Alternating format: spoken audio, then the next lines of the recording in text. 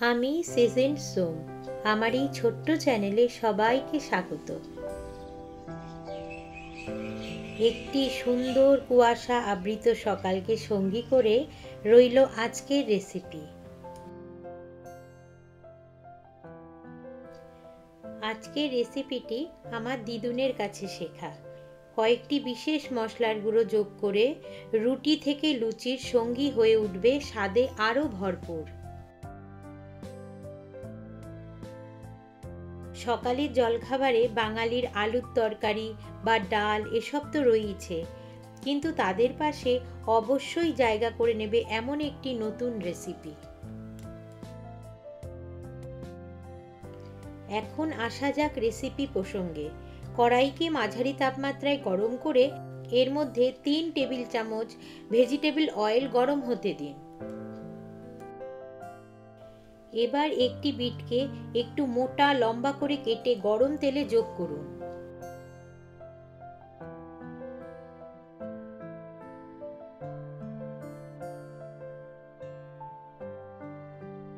মাঝারি তাপমাত্রায় সোনালি করে ভেজে তেল ঝরিয়ে তুলে নিন।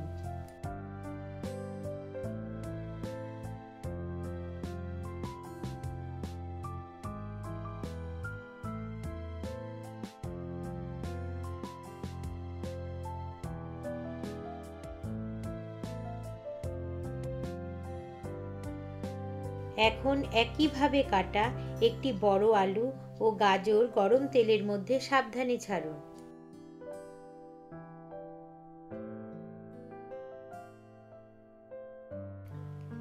মাঝারি তাপমাত্রায় হালকা লাল করে ভেজে নিন।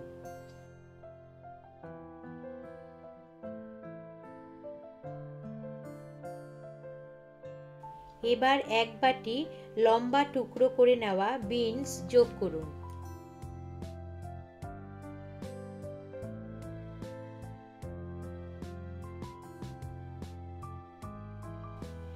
স্বাদ অনুযায়ী নুন ও অতি সামান্য লঙ্কার গুঁড়ো যোগ করে ভালো করে নাড়িয়ে দিন।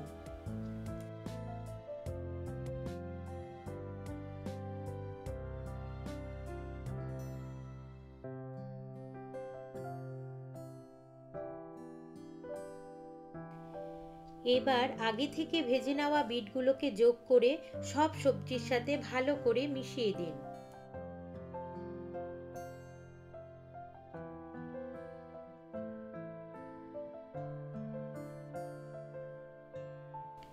কম তাপমাত্রায় ঢাকনা চাপা দিয়ে 3 থেকে 5 মিনিটের মতো রান্না করুন।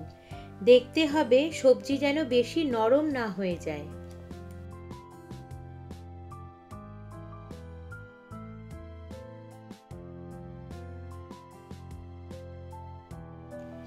ঢাকা সরিয়ে সবজিগুলোকে উল্টে পাল্টে ভালো করে নাড়িয়ে নিন।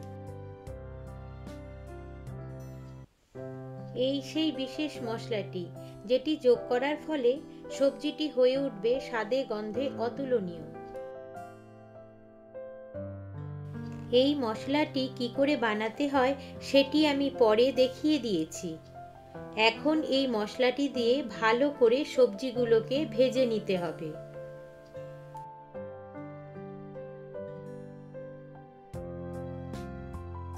সবশেষে স্বাদ ও গন্ধকে আরও সমৃদ্ধ করতে এক মুঠো ধনেপাতা কুচি ছড়িয়ে দিন।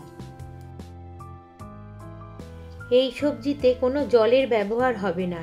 সবজিগুলোকে ভেজে নিয়ে ঢাকা দিয়ে সম্পূর্ণ রান্নাটি করতে হবে।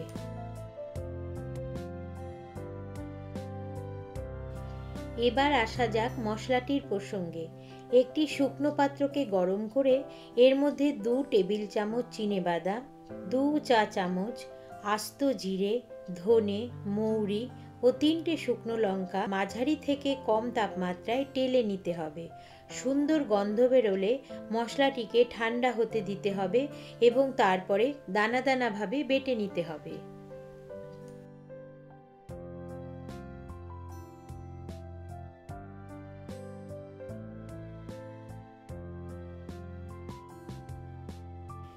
শীতের আমেজ মাখানো চাদরে গা ঢেকে লুচি, পরোটা কিংবা রুটির সাথে অসাধারণ লাগবে এই সবজিটি। যদি রেসিপিটি কখনো বানান তাহলে অবশ্যই জানাবেন কেমন লাগলো।